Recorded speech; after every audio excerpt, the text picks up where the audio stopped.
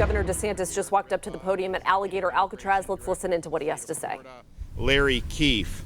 As you've heard me say many times, 2024 election was a huge mandate from the American people to finally deal and put to bed the issue of illegal immigration once and for all. And part of that, of course, was the border security, but a lot of that was the reality that you had massive numbers of people that have come into this country illegally, and they needed to be repatriated to their home countries. And so we knew in Florida that this was something that was important to our state. We knew we had an opportunity to really make a difference. And so we decided to stand up. And that was nothing new for us. We were the first state to send people to help Texas when Biden opened the border back in 2021.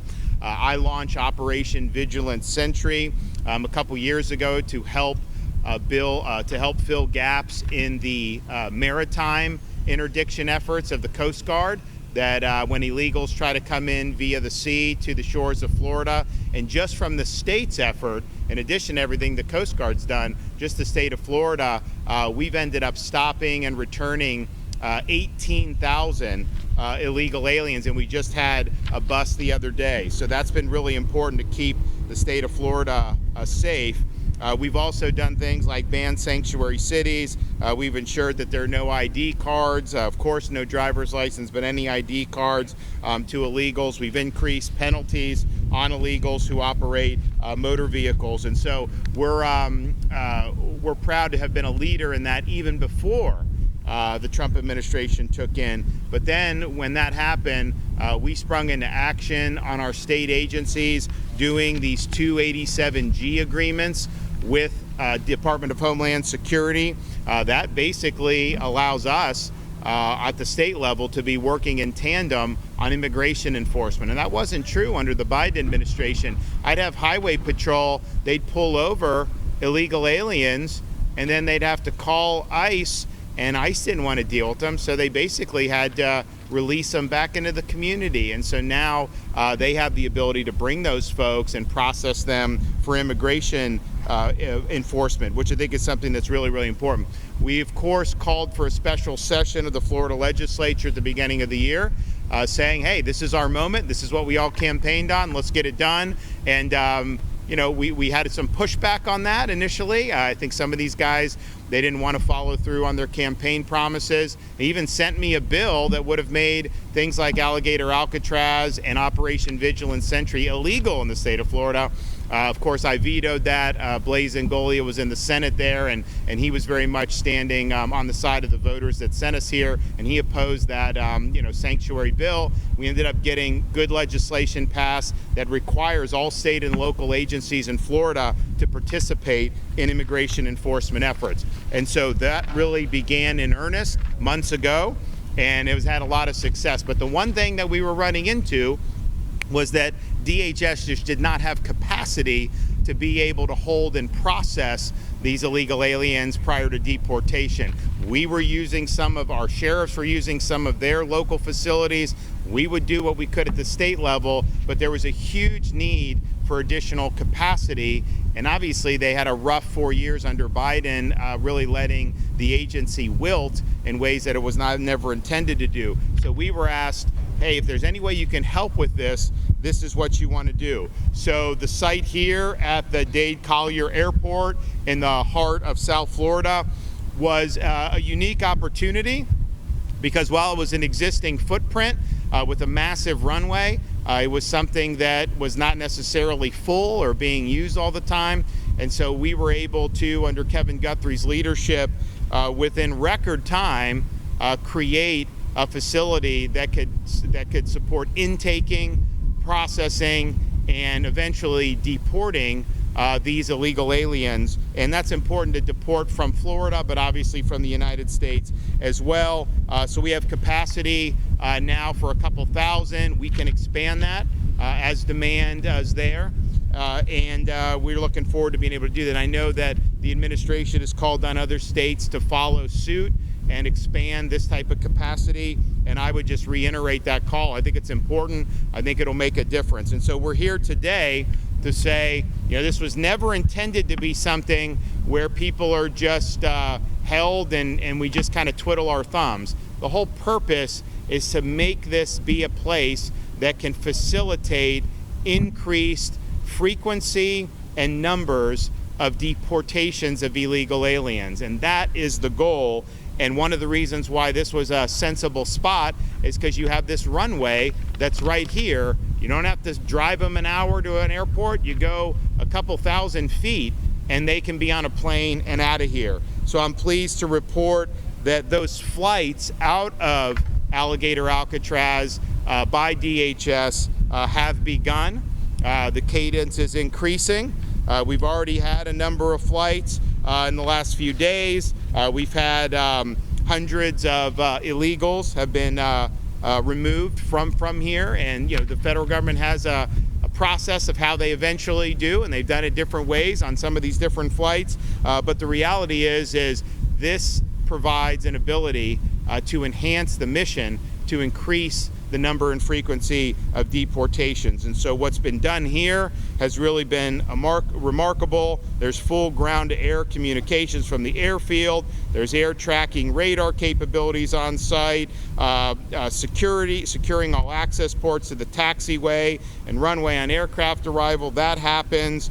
You got 5,000 gallons of jet fuel on site. You got runway lighting. You got everything you need to be able to do that. This airport is able to accept commercial-sized aircraft and conduct both day and nighttime operations. And so that's what it's all about, to be able to help process and remove folks that are legally in the state of Florida and in the United States of America. So we look forward to this cadence increasing. One of the things when the president came and visited that he approved was deputizing state officers, including National Guard judge advocates, to be immigration judges. And the vision is to just have them on site. You can move forward with the processing very quickly and increase the numbers, and the flow would be there'd be a high turnover rate here because you'd be constantly doing that. We're working very closely with the Department of Justice. We have not yet had any approval for anybody to be able to come down here and do that, but we do anticipate that happening very soon. And when that happens, you're going to have an availability of a lot of folks to be able to be ripe to be able to be removed and ultimately sent back to their home countries. Now, I've also pointed out we've been supportive of the efforts that if somebody is earmarked to come here and they would choose to simply voluntarily deport. Now, they're not just going to take your word for it. They're going to take you, chaperone you, make sure that you're on that aircraft and that you're landed in your home country. But there is resources available to do that. And I think that makes sense from a taxpayer perspective because it's cheaper to do it that way. It's also more efficient. So anybody that wants to take up on the offer can do it. We've had some people take up on the offer, and it's not just limited to Alligator Alcatraz. That's something that in any of these instances with immigration enforcement, that's a way to short circuit and ultimately get where we're trying to go anyways. So that is something that's a live possibility. And I hope more and more people avail themselves of that opportunity. I want to bring up folks here. I know Kevin Guthrie has done a lot of yeoman's work, both in setting up this facility, making sure it's being run professionally, but also debunking a lot of the nonsense, that gets spewed out with some of the fake narratives that get put out. And he's done a really good job of doing that. Clearly, that you have something that's professional and that's meeting very high standards. So, Kevin, why don't you come ahead and let her rip? Thank you, Governor. Thank you for being here this morning. Thank Governor DeSantis for his leadership and dedication in doing what's right for the state of Florida and the United States of America. Florida has been able to act decisively and deliver results due to his ongoing support for law and order. Florida is a law and order state. Florida knows how to respond to crisis. We specialize in response and recovery, acting fast, and most importantly, logistics management. That same speed, precision, and discipline has been applied here at Alligator Alcatraz. When Governor DeSantis called on us to lead this effort, we brought everything we've learned from hurricanes, severe weather, large-scale activations to the table and made this happen.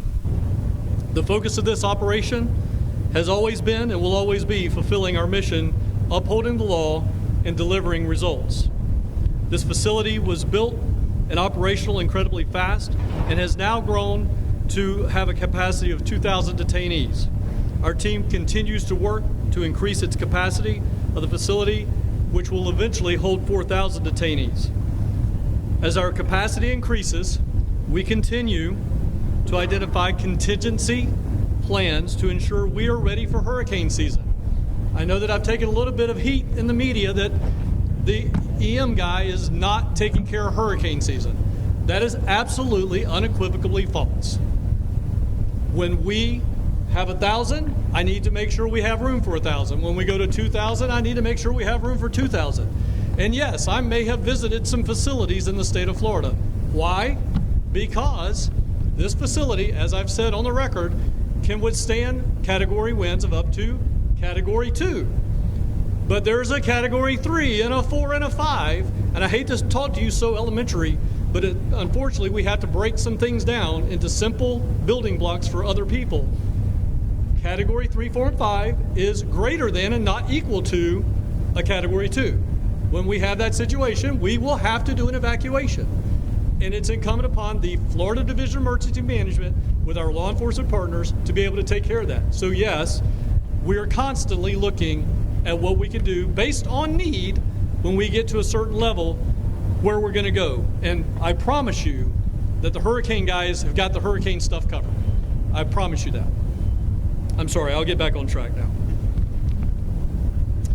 Again, just in case you forgot, we are #1 in the nation in emergency response and recovery. And that includes everything from evacuating detention facilities, jails, and hospitals, should that need ever arise. Our on-site services include hot meal service 3 times a day, not gray turkey, by the way, full medical care, including 24/7 clinic and pharmacy, indoor and outdoor recreational space, laundry, legal, and clergy services, air-conditioned detention housing units. Again, I've said in the past, and I'll say again, either meet or exceed the higher standard, whatever that is, whether it's Florida standard or national standard, we meet or exceed the higher standard.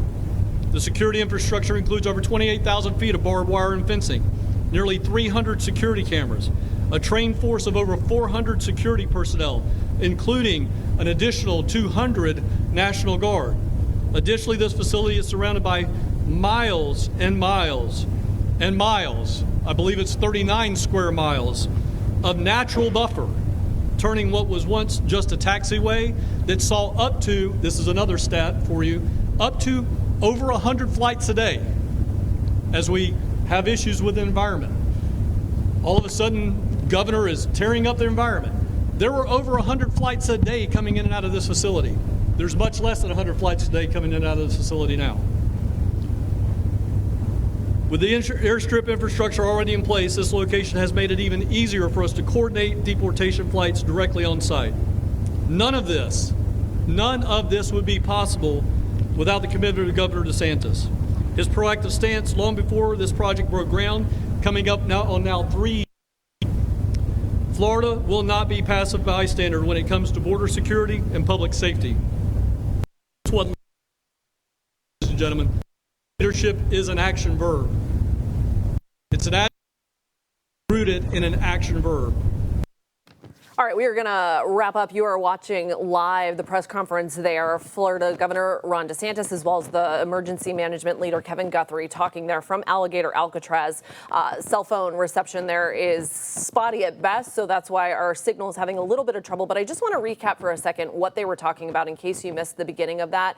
You can find this at fox4now.com if you want to go back and watch it. But the governor basically was there talking about the things that they've been doing at Alligator Alcatraz, but specifically noting that flights out of Alligator Alcatraz by the Department of Homeland Security have started. They are taking illegal immigrants, they say, back to their home countries.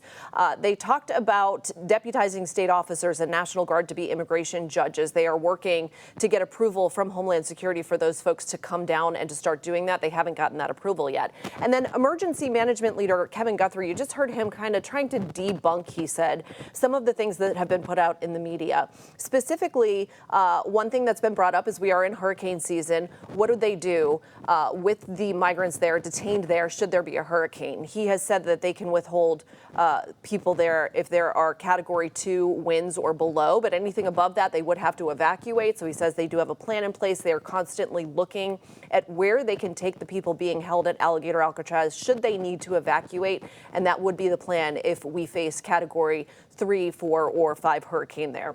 He also wanted to go over what detainees are seeing on a day-to-day basis. Kevin Guthrie says they're getting 3 hot meals a day, full medical care, indoor and outdoor recreation centers, laundry, legal, clergy, and that they are in air-conditioned housing units. Again, this is from the governor and federal emergency management leader Kevin Guthrie. Obviously, the other side is saying that this is basically what they call a concentration camp and that the standards there are not sufficient for people who are being housed there. So if you want to watch this from the beginning, you can do that right now at fox4now.com. Our crew is there and they're going to bring you a full update tonight on Fox 4 News at 5 as well. For now, we're going to take a quick break. We'll be right back.